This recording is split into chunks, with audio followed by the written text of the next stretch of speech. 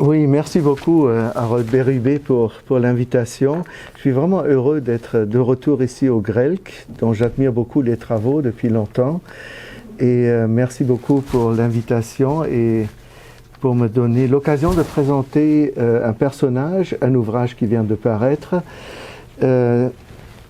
Cette conférence-là, donc il faudrait faire avancer là. Malheureusement, il n'y a pas de télécommande ici pour faire avancer les diapos. Donc je vais présenter cet exposé-là en 4 parties. Je vais d'abord parler des défis et des enjeux d'une enquête.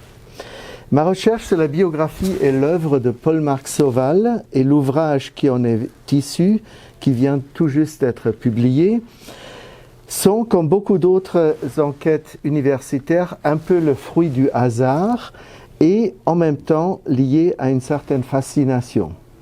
J'ai en effet rencontré Paul-Marc Sauval au fil de mes recherches sur les almanachs canadiens-français qui ont abouti à cet ouvrage que Harold vient de mentionner, le livre Aimé du peuple, parce que Sauval a publié plusieurs textes dans l'Almanach du peuple, un média de presse de très large circulation au Québec à la fin du 19e et au début du 20e siècle. Suivante. Sauval y a en particulier publié une sorte de conte moderne, le Noël de Pietro, en 1905, racontant le destin d'un immigré italien arrivé à New York, ainsi qu'un long article en 1899 sur la guerre hispano-américaine de 1898. C'était probablement l'article le plus long dans la presse canadienne-française de l'époque sur cette guerre-là, par quelqu'un, je vais l'expliquer tout à l'heure, qui connaissait bien les réalités hispano-américaines parce qu'il a vécu plusieurs années au Mexique.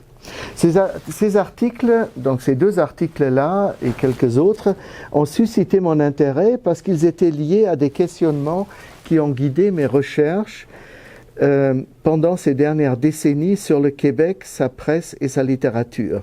Je me suis notamment intéressé, en ce qui concerne le Québec, aux médiateurs entre différentes cultures et les problèmes interculturels et transculturels qui y sont associés dans les représentations littéraires et médiatiques, aussi bien que dans la réalité historique.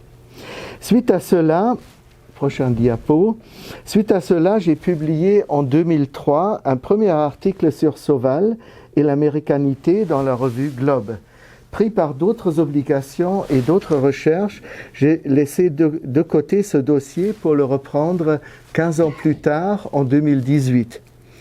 Grâce à un projet de recherche soutenu par la Deutsche Forschungsgemeinschaft, la DFG, l'équivalent allemand du CRSH, et une bourse d'1 mois de BANQ, j'ai pu faire des recherches dans de nombreuses bibliothèques et archives sur les traces de Paul-Marc Sauval.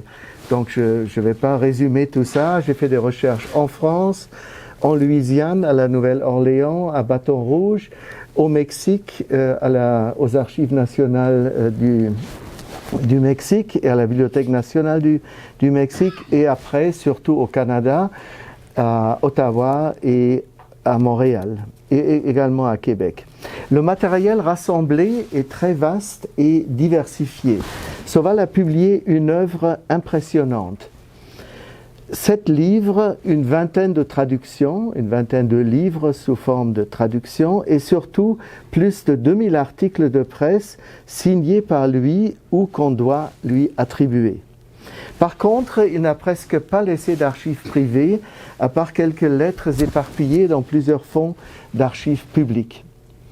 Les imprimés et les documents d'archives conservés concernent essentiellement ses activités journalistiques, littéraires et politiques, au sens large du terme.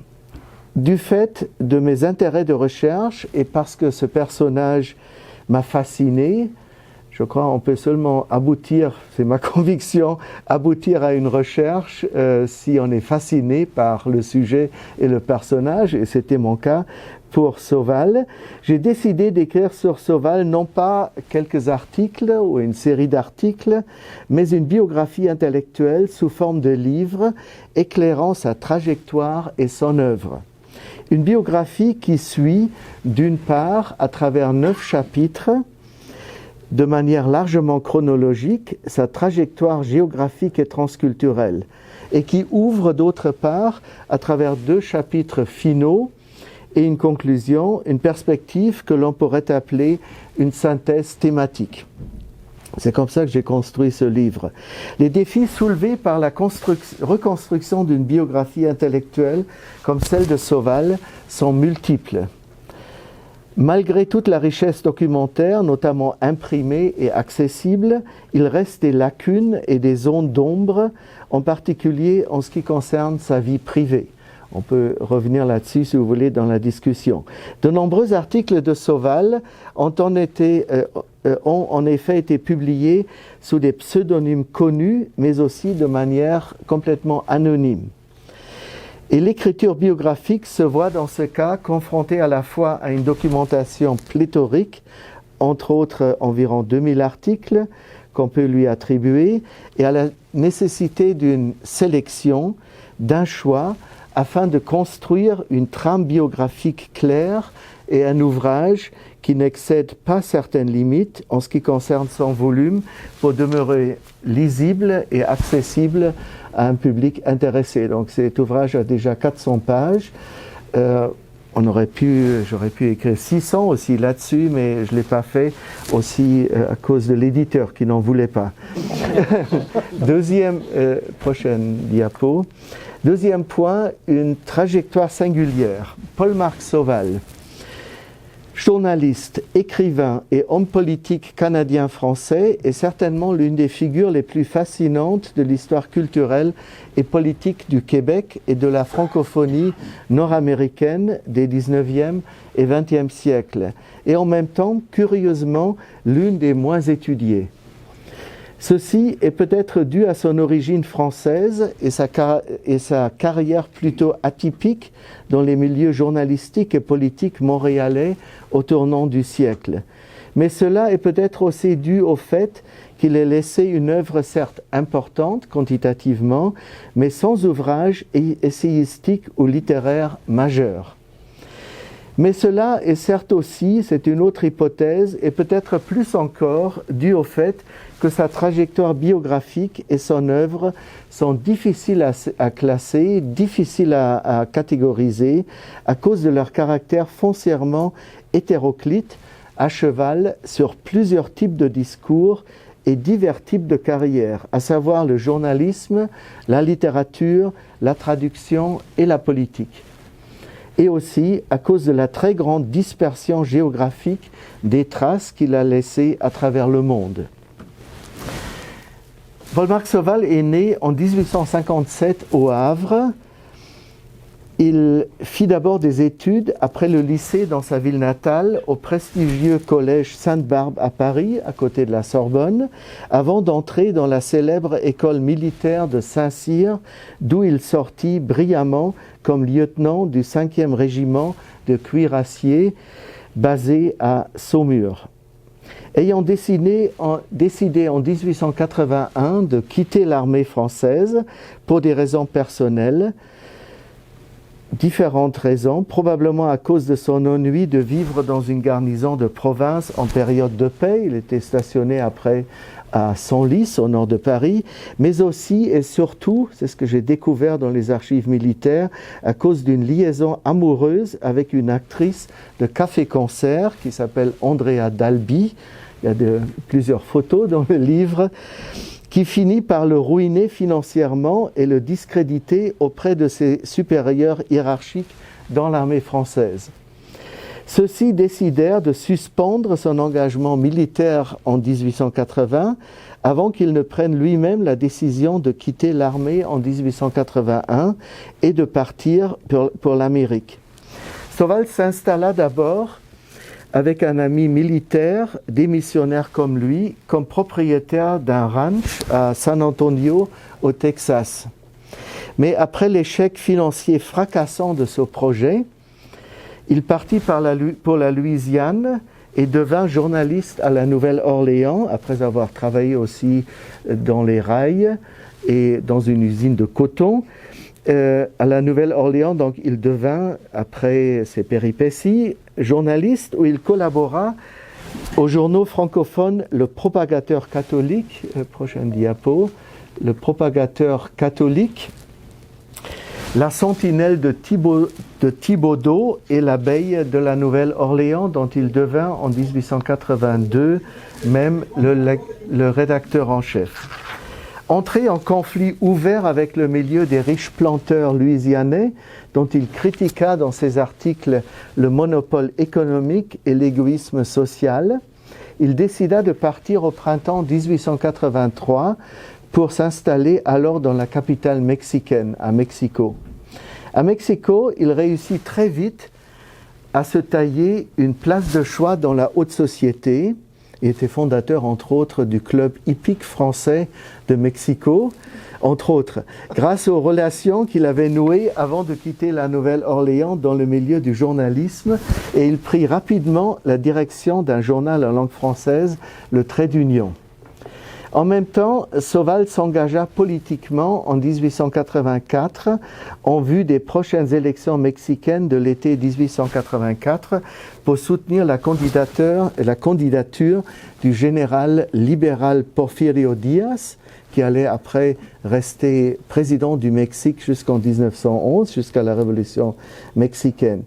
Arrêté par la police mexicaine fin juin 1884 à cause de plusieurs de ses articles publiés dans le Trait d'Union, qui critiquaient sévèrement la politique économique protectionniste du gouvernement alors en place, du général González, Sauval fut brutalement expulsé et contraint à embarquer immédiatement sur un bateau de Veracruz à New York. Sauval émigra ensuite parce qu'il n'aimait pas du tout les États-Unis, donc il n'est pas resté longtemps à New York, juste quelques jours. Il émigra ensuite mi-juillet 84 au Canada pour y entamer une carrière à la fois fulgurante et très mouvementée comme journaliste, une arrivée assez spectaculaire qui fit l'objet d'un article paru en juillet 84 dans le journal La Patrie. C'est la diapositive suivante. Donc je cite juste, c'est par un beau jour, c'est paru dans La Patrie et ça a été repris après par l'album Universel. C'est par un beau jour du 14 juillet 1884 que Marc Sauval débarqua sur nos bords et tomba comme une bombe dans les bureaux de La Patrie. Beaugrand, Honoré, et Fréchette, lui honoré, étaient en train de lire dans les colonnes du Courrier des États-Unis de la veille l'odyssée d'un journaliste français récemment expulsé de Mexico par les ordres du dictateur González pour avoir voulu s'immiscer de façon trop intime dans les démêlés fort embrouillés entre le président de la République mexicaine et les contribuables de cet heureux pays, fatigué d'être pressuré d'une main trop lourde. Lorsqu'il fit passer sa carte aux deux journalistes canadiens, ceux-ci s'arrêtèrent net dans leur lecture, mais demanda Beaugrand, « Est-ce de vous qu'il s'agit dans ce journal ?»« Certainement, monsieur, dit Sauval, vous avez devant vous l'expulsé. » Voilà, c'était son entrée dans la scène médiatique canadienne-française. Prochaine diapo. Par la suite, Sauval devint tour à tour collaborateur, puis rédacteur en chef du grand quotidien montréalais La Patrie entre 1884 et 1889, et de nouveau entre 1993 et 1995, où il a succédé d'abord à Louis Fréchette, qui lui, à cause d'autres obligations politiques, a quitté La Patrie. Il est devenu rédacteur du journal libéral et lecteur, du journal libéral et anticlérical Canada Revue et du journal Le Canada, mais aussi rédacteur du quotidien La Presse pendant 6 ans et des journaux Le Libéral, La Libre Parole Illustrée, ainsi que fondateur et rédacteur en chef de l'éphémère quotidien La Bataille. Enfin, Sauval collabora à de nombreux autres périodiques à l'époque, tels le National, la Revue de la Chambre de commerce française au Canada, le Courrier français du Canada, ou encore le déjà mentionné Almanach du Peuple, où il publia en 1899 un long article sur la guerre hispano-américaine. Connu pour ses positions libérales de gauche et virulemment anticlérical, ainsi que pour son goût prononcé pour la polémique, qui lui valut un certain nombre d'ennemis et des années de combats épuisants contre des milieux conservateurs et catholiques, Sauval choisit de se consacrer à partir de 1897 essentiellement à un travail de journaliste chroniqueur des débats parlementaires. En 1906, il était entre 1903 et 1906, il était rédacteur et chroniqueur parlementaire au journal Le Canada, avec Godefroy Langlois. En 1906, il quitta Montréal pour Ottawa, où il occupa un poste de traducteur au ministère des Mines jusqu'à sa mort en 1920. Il n'arrêta pas complètement ses activités journalistiques et littéraires, mais celles-ci passèrent au second plan après son activité principale, d'abord comme secrétaire et ensuite comme traducteur, et après même comme chef du département de traduction au ministère des Mines à Ottawa. Ce quasi-retrait de la scène journalistique qui avait été au centre de sa vie pendant les 25 dernières années de sa vie s'explique par plusieurs facteurs. Par des problèmes de santé qui l'avaient de plus en plus affecté depuis des querelles violentes autour de Canada Revue, puis avec le journaliste catholique ultramontain Paul-Jules Tardivelle et l'écrivain William Chapman au milieu des années 1890. Mais ce quasi-retrait de la scène journalistique en 1906 s'explique aussi par des raisons financières, Sauval ayant été toujours à court d'argent. Parce qu'il menait une vie sociale intense, il aimait, comme son épouse Laure, organiser des réceptions dans leur maison. Il fréquentait plusieurs cercles de sociabilité à Montréal. Et il devait financer les études de ses 3 filles au Royal Victoria College et à McGill University au début du siècle. Enfin, ce retrait s'explique aussi et peut-être surtout parce que Sauval fut de plus en plus désillusionné et frustré à cause de l'évolution politique et sociale de la société canadienne-française, et en particulier à cause du regain massif de l'influence de l'Église catholique à cause des compromis conclus par le Parti libéral sous l'égide de Wilfrid Laurier, diapositive suivante, de Wilfrid Laurier, et à cause du recul très net du libéralisme radical, qu'on pourrait aussi appeler un libéralisme de gauche, dans les milieux politiques, mais aussi dans les milieux de la presse périodique. La reprise en 1897 du quotidien libéral radical La Patrie, fondé par Honoré Beaugrand, par le journaliste et homme politique Joseph Israël Tarte, ancien conservateur devenu libéral modéré, qui donna au journal une nouvelle orientation beaucoup plus modérée, lui parut symptomatique pour cette évolution.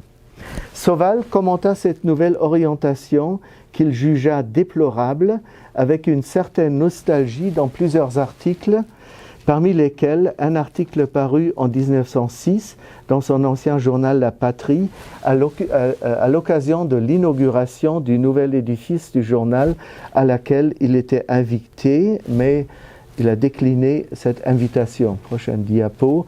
Donc vous pouvez lire la citation, peut-être juste la dernière phrase. Une vraie tour de Babel, La Patrie alors, le triomphe du cosmopolitisme, de son point de vue. Donc il a un regard très nostalgique sur ce journal radical libéral et le milieu cosmopolite qui y régnait dans les années 80 et au début des années 90.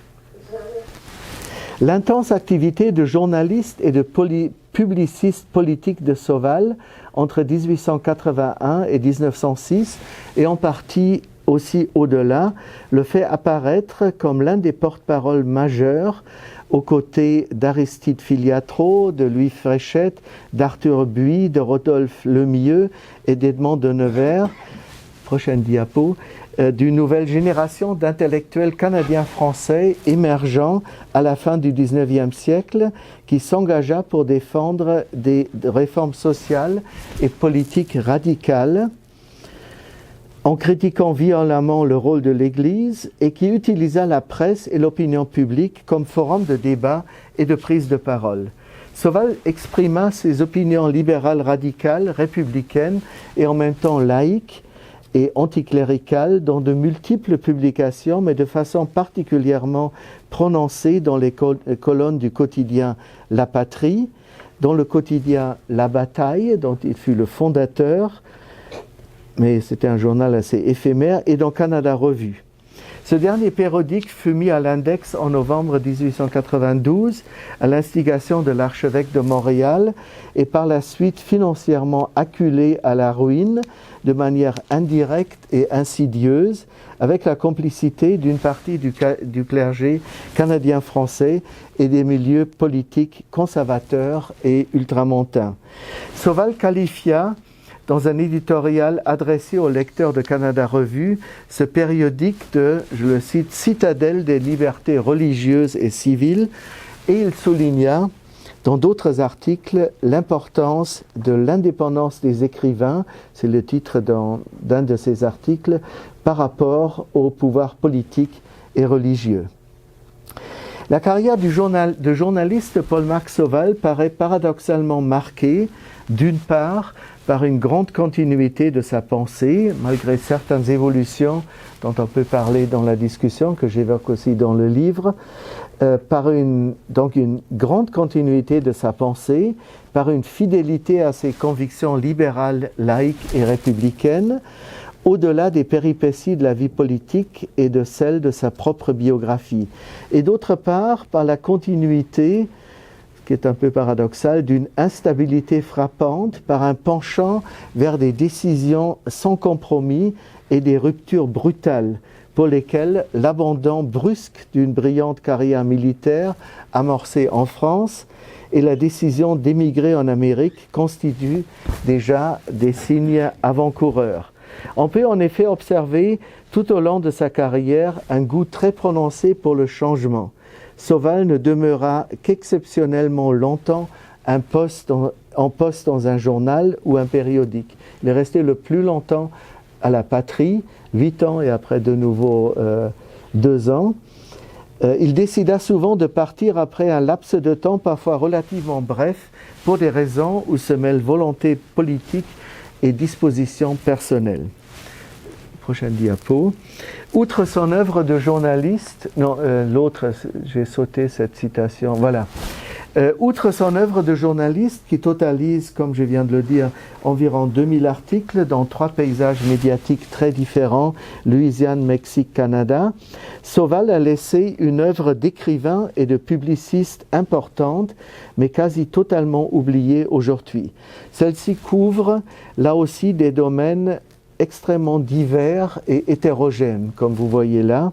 Il publia ainsi successivement en 1890 un manuel des assemblées délibérantes, puis en 1991 un livre de souvenirs sur son périple américain intitulé Louisiane, Mexique, Canada, aventure cosmopolite. Et enfin, en 1894, une brochure sur les plagiats littéraires accusant le poète canadien-français William Chapman et prenant la défense de l'écrivain national du Canada francophone Louis Fréchette, intitulée « Le lauréat manqué, un voleur qui crie au voleur ». Prochaine diapo.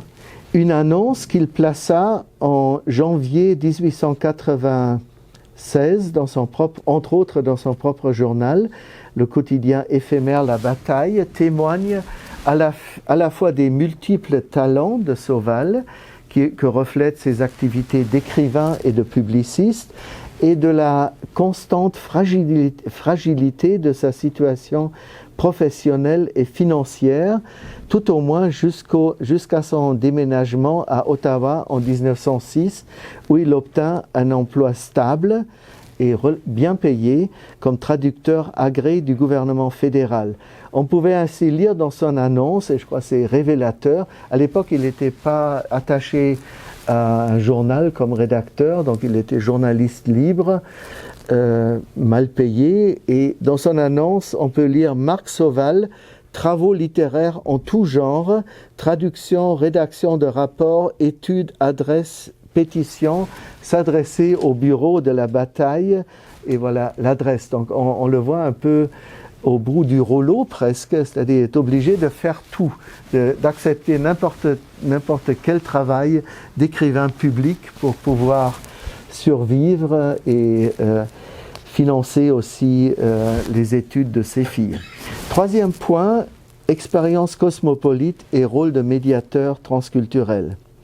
L'œuvre journalistique et littéraire de Paul-Marc Sauval fut profondément influencée par son expérience transculturelle personnelle, celle d'avoir vécu dans 4 pays et espaces linguistiques différents, donc la France, les États-Unis, le Mexique et le Canada, et intégrer 6 cultures différentes si l'on prend en considération la spécificité de la Louisiane, qui était à l'époque encore largement francophone, au sein des États-Unis, et la place particulière du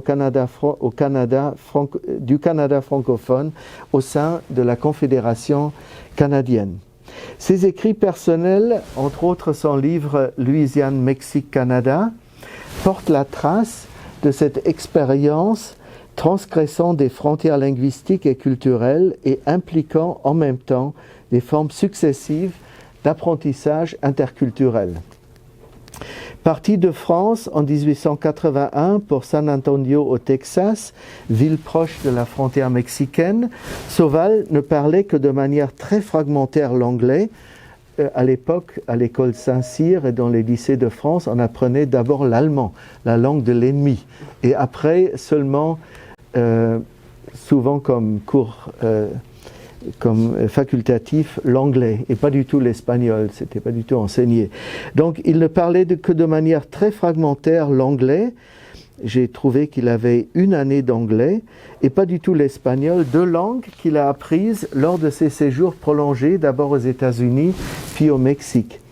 Il s'agit donc d'une formation sur le tas, d'une auto-formation, autodidactique peut-on dire, facilitée pour son penchant pour l'autodidactisme. Il montra en effet une grande curiosité dans beaucoup de domaines qu'il n'avait jamais étudiés ou jamais étudiés à fond, comme l'économie ou le droit. Il y a plus d'une centaine d'articles de Sauval qui concernent l'économie internationale, le droit. Vous avez vu les titres des ouvrages qui concernent le droit, mais appliqués, pratiques. Mais dans lesquels, c'est-à-dire des domaines dans lesquels il finit par acquérir des compétences remarquables. De nombreux contemporains ou historiens postérieurs, comme Robert Romilly dans son Histoire de la province de Québec, attestent à Sauval une étonnante capacité d'intégration et d'auto-formation interculturelle. 1 an après son arrivée au Canada et sa collaboration à La Patrie, l'un des grands quotidiens de la capitale canadienne française, il entretenait, je cite Robert Romilly, il entretenait des polémiques avec tous les adversaires de ce journal, La Patrie, connaissant l'essentiel des questions canadiennes et prenait la direction intérimaire et finalement à plus long terme de l'organe libéral. Fin de citation. Sauval fit partie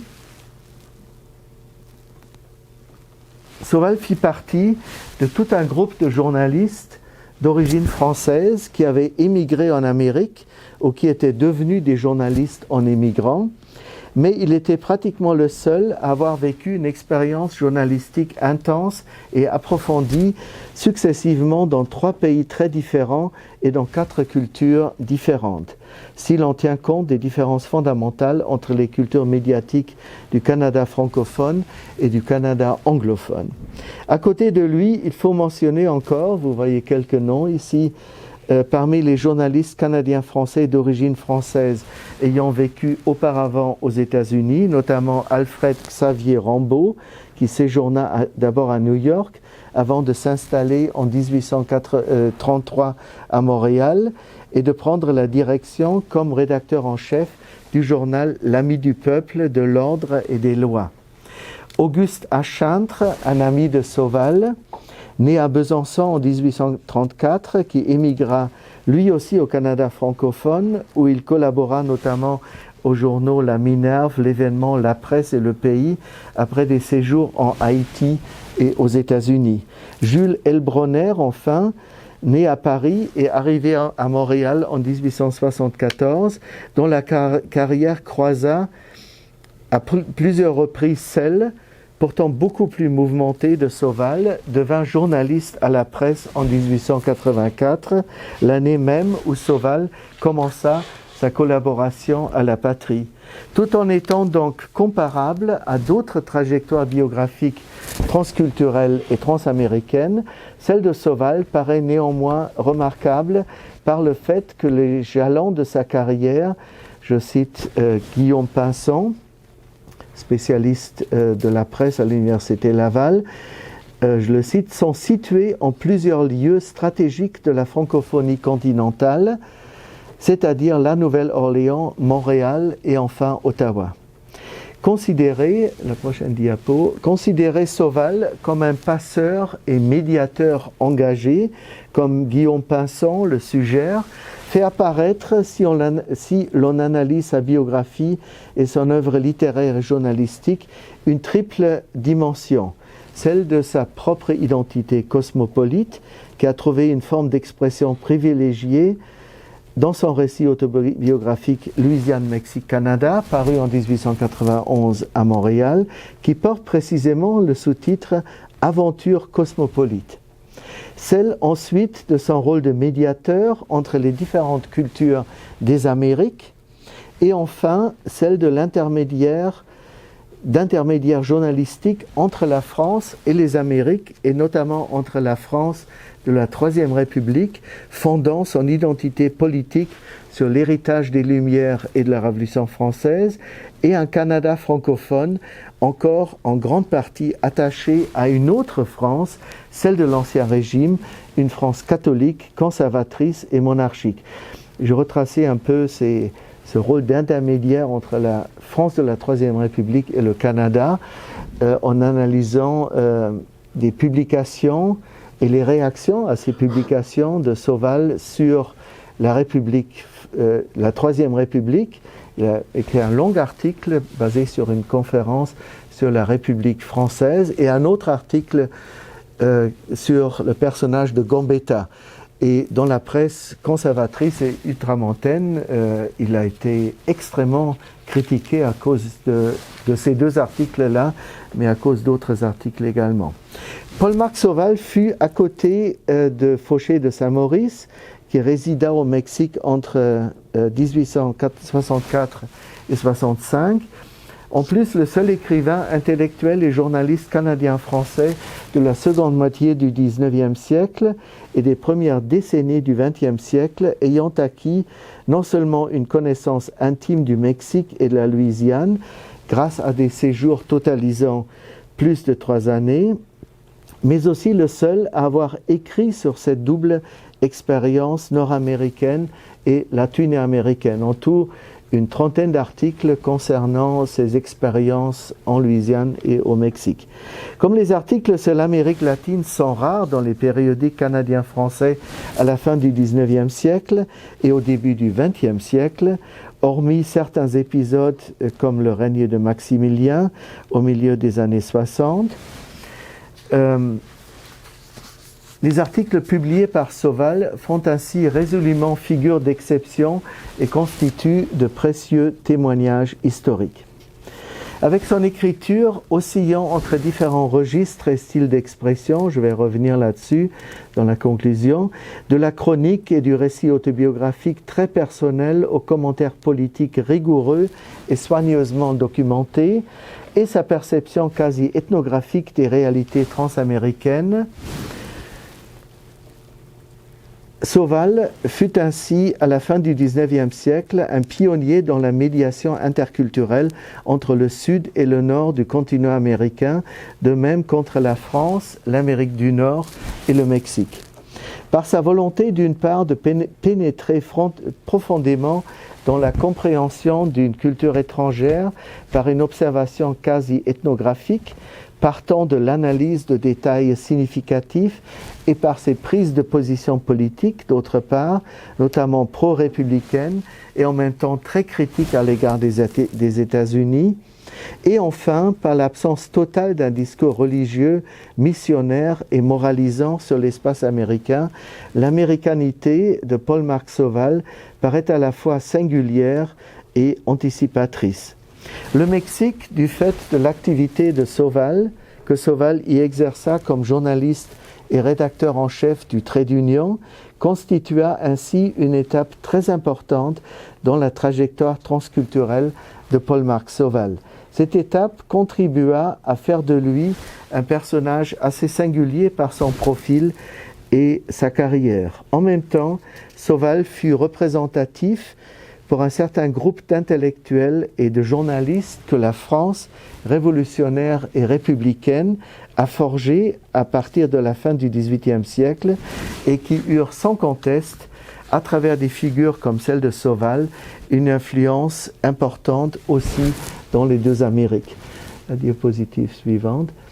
Voilà, j'en viens à la quatrième et dernière partie de mon exposé où je vais essayer de résumer aussi un certain nombre de points. Le cas Sauval représente ainsi une configuration particulière, très spécifique et en même temps révélatrice des écritures transculturelles de la modernité dans les domaines du journalisme et de la littérature. D'ailleurs, parfois il est appelé journaliste, parfois écrivain, parfois même dans ses nécrologues, on l'appelle un grand écrivain. Pourtant, il a publié peu d'ouvrages littéraires.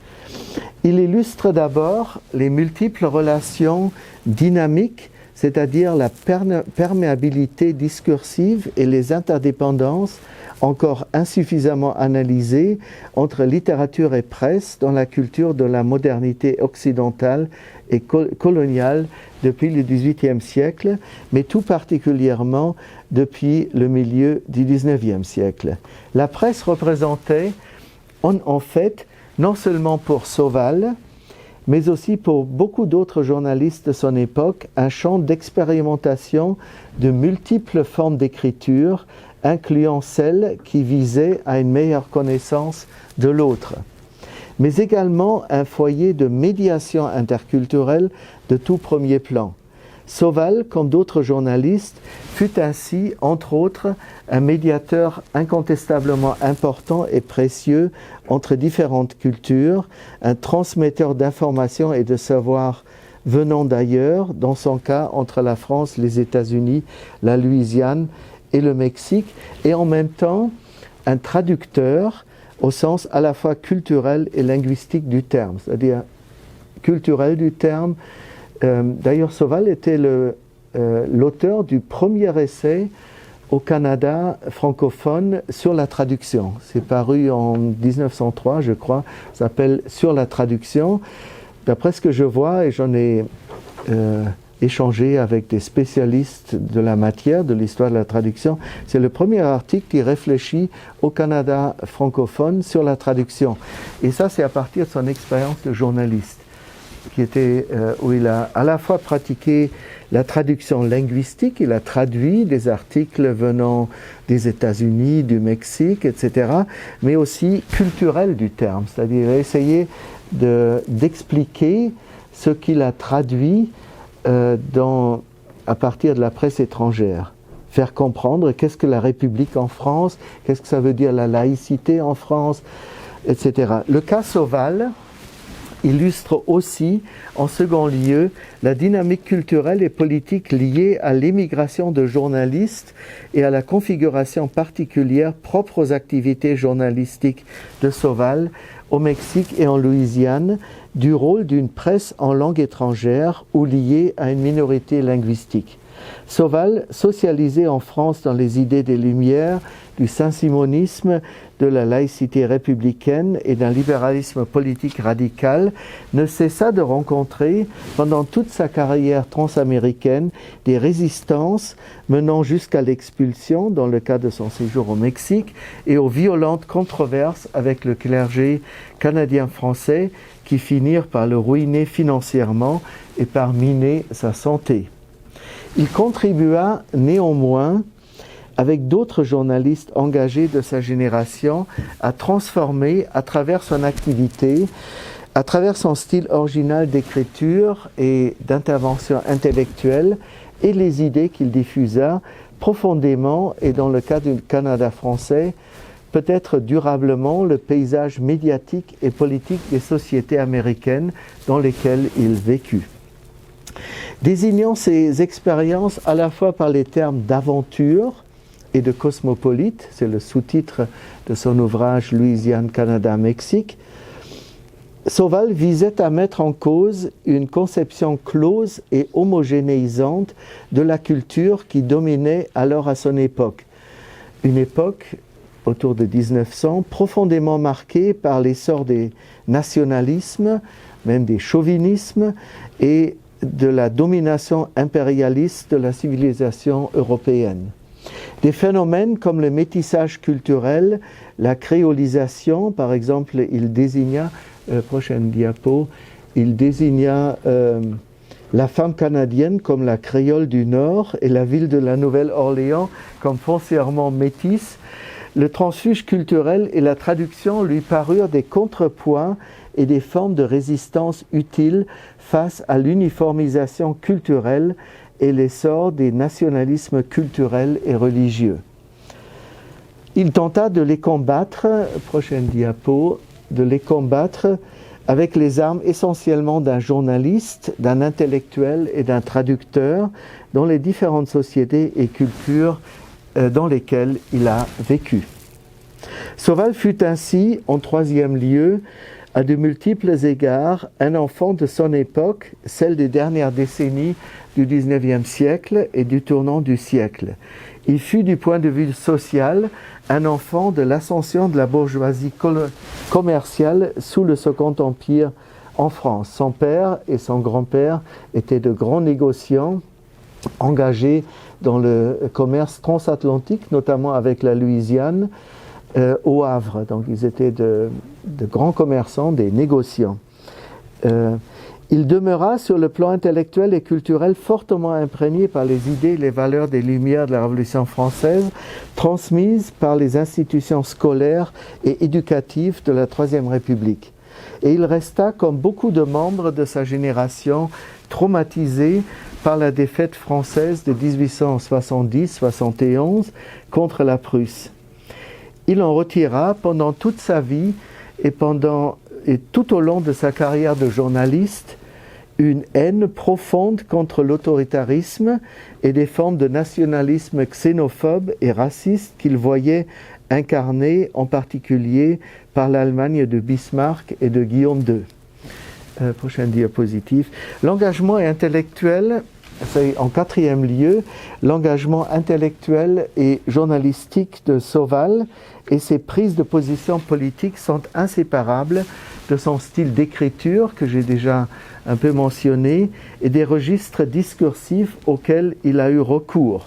De nombreux contemporains reconnurent son talent comme écrivain et journaliste, reconnurent sa plume alerte et son style soigné, précis, aux multiples registres rhétoriques allant d'une ironie subtile jusqu'à l'humour le plus corrosif et embrassant les genres plus divers, les genres journalistiques les plus divers, la chronique sociale aussi bien que la chronique parlementaire, la polémique violente de même que le commentaire politique et l'essai économique, et certains textes littéraires qu'il publia et qui reçurent même un prix montrent que Sauval savait également s'exercer avec brio dans les genres littéraires de la nouvelle, du conte moderne et du récit de voyage. Son style d'écriture et de pensée se caractérise également par l'importance accordée au regard comparatiste et sa perception empathique de l'altérité que l'on constate notamment dans ses récits de voyage. Là, il y aurait ce que je fais un peu dans les notes, il y aurait des parallèles à établir entre Sauval et Edmond de Nevers, qui était le premier intellectuel canadien-français à vivre en Allemagne pendant une année et dans plusieurs autres pays d'Europe, dont la France, et qui a développé aussi à la fois une empathie pour d'autres cultures, il voulait essayer de comprendre les spécificités d'une culture, la logique d'une culture, la grammaire d'une civilisation, pour citer Braudel, mais aussi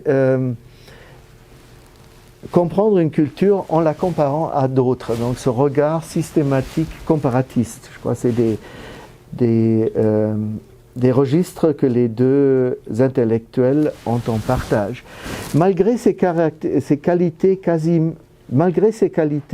quasiment aucune des histoires de la littérature québécoise ne le mentionne, mis à part néanmoins de la vie littéraire au Québec, dans le volume consacré aux années 1870 à 1894, dirigé par Maurice Lemire et Denis Saint-Jacques, fait apparaître l'importance du personnage en lui consacrant 2 pages et demie éclairantes. Je cite, voilà.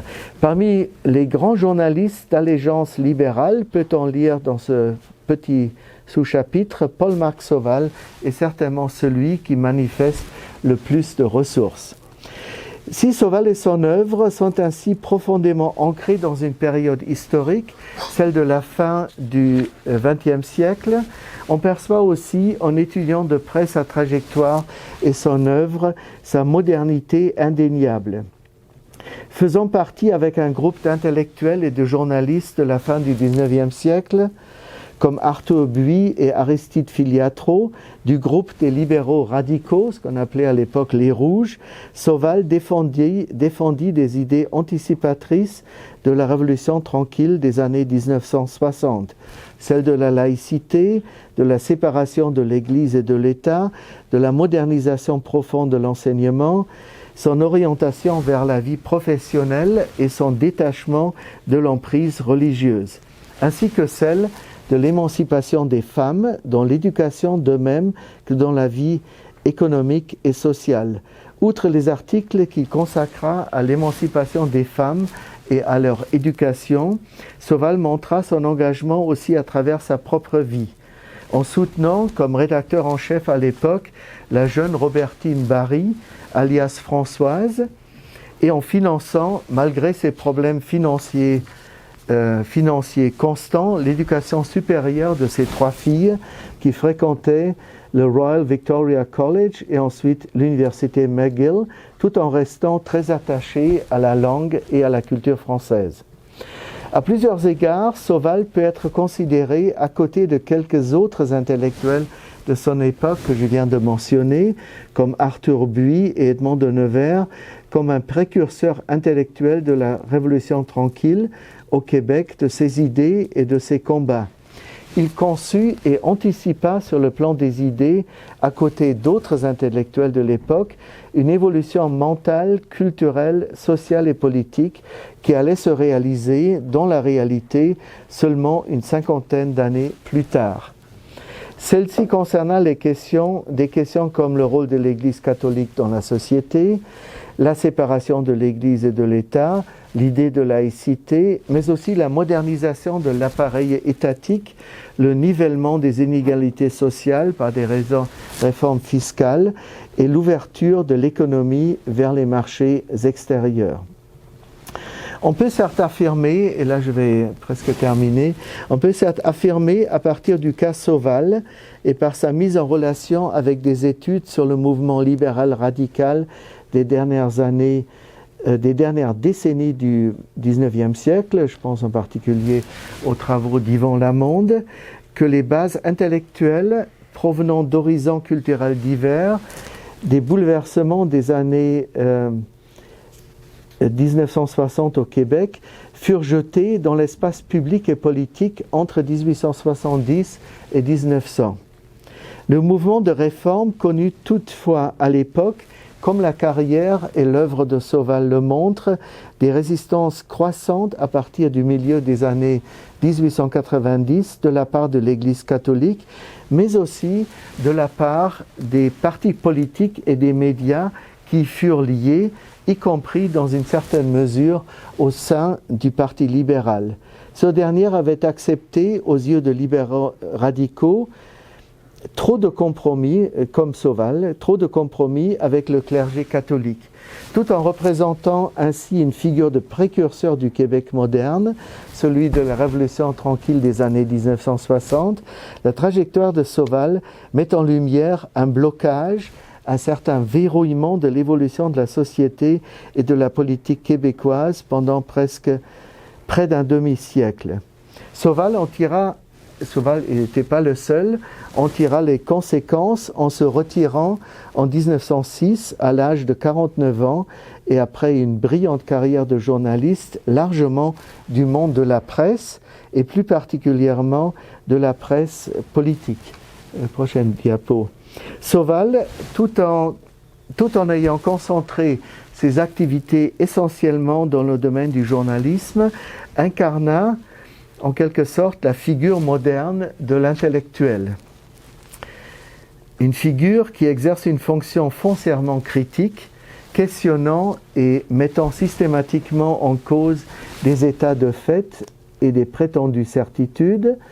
Il se vit aussi dans son rôle d'intellectuel, conduit à s'engager résolument pour diffuser des valeurs et des savoirs susceptibles de changer la société et de changer la scène politique. Cette double fonction de l'intellectuel, là je me réfère aux définitions de Michel Foucault dans différents articles sur le rôle de l'intellectuel, où il y a ces deux fonctions qui sont incarnées par le rôle de l'intellectuel et puis par une collègue allemande qui s'appelle Helena Hart qui a théorisé le rôle de l'intellectuel.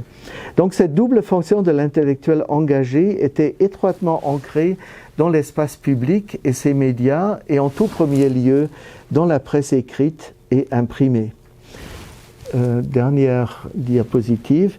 Paul-Marc Sauval, sa biographie et son œuvre nous plongent en effet dans un univers médiatique, celui de la presse imprimée de la fin du 19e et du début du 20e siècle, qui nous paraît, à nous, lointain, mais qui constitue en réalité aussi, me semble-t-il, un héritage pour le présent.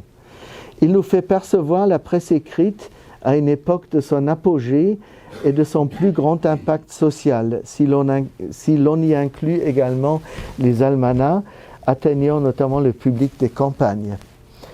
Avant l'avènement de médias concurrençant la presse écrite dans l'espace public, à savoir successivement la radio, puis la télévision et puis Internet avec les réseaux sociaux depuis les années 1990. L'activité de Sauval vient témoigner de la valeur démocratique de la presse écrite, de ses ressources et de ses spécificités liées aussi à une certaine liberté de la presse, encore limitée au Québec à l'époque, telle la pluralité des différentes positions politiques et les enjeux démocratiques du dialogue, de la controverse, voire de la polémique. Ou telle encore la valorisation d'un style soigné et d'une rhétorique différenciée comme outil professionnel pour transmettre de manière précise et ciblée des informations, des idées, des commentaires ou encore des récits. Tout cela est lié à la professionnalisation du journalisme et aux compétences du journaliste, de la figure du journaliste. Le cas Sauval renvoie ainsi en dernier lieu à l'importance démocratique et intellectuelle d'une certaine configuration de l'espace médiatique qui semble aujourd'hui menacée par ce que Jürgen Habermas, je le cite ici, son dernier livre jusque-là, ce que Jürgen Habermas a appelé récemment le nouvel espace public dominé par les nouveaux médias et les réseaux sociaux avec leurs algorithmes. Voilà, j'aimerais terminer là-dessus. Et encore une diapositive, juste pour dire pourquoi j'ai choisi... Avant. Ça, pourquoi j'ai choisi cette image-là comme couverture du livre, ça représente l'univers de la presse. Ça me semblait plus adapté qu'une image de Montréal ou d'une autre ville où il a vécu, parce que c'est vraiment l'univers de la presse qu'il a occupé et au sein duquel c'est un atelier de typographe au Canada, plutôt à Montréal, autour de 1900. Voilà, c'est pour ça que j'ai choisi cette couverture-là. Je vous remercie pour votre attention.